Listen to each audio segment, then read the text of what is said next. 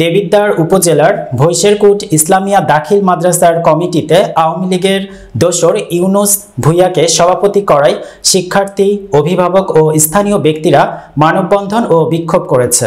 সোমবার বিকেলে উপজেলার ভৈশেরকুট গফুর মার্কেট এলাকায় মানববন্ধন ও বিক্ষোভ অনুষ্ঠিত হয়।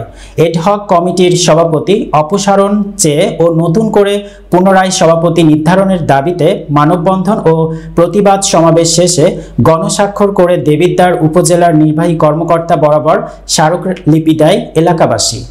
মানববন্ধন ও প্রতিবাদ সমাবেশে বক্তারা বলেন, আওয়ামী ফ্যাসিস্ট সরকারের দোসর একাধিক মামলার আসামি ইউনুস ভূঁইয়াকে সভাপতি মনোনীত করে যে এডহক কমিটি অনুমোদন করা হয়েছে, এতে স্থানীয় ব্যক্তিবর্গ হতাশ ও ক্ষুব্ধ।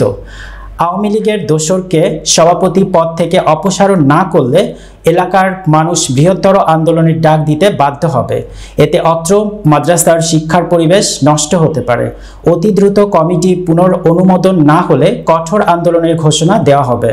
উপজেলা নির্বাহী অফিসারের কাছে দেওয়া স্মারকলিপি সূত্রে জানা গেছে, গত 12 এপ্রিল এডহক কমিটি গঠনের লক্ষ্যে অভিভাবক ও স্থানীয় গণ্যমান্য ব্যক্তিবর্গের উপস্থিতিতে মোহাম্মদ আলীকে সভাপতি করে 4 সদস্যের একটি চূড়ান্ত এডহক কমিটি গঠন করে মাদ্রাসা শিক্ষা বোর্ডের অনুমোদনের জন্য রেজিস্ট্রার বরাবর পাঠানো হয়।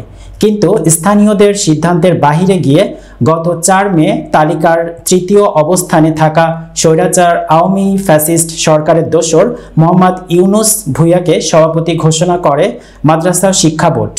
কর্তৃপক্ষের এ কাজে এলাকায় মিশ্র প্রতিক্রিয়া সৃষ্টি হয়।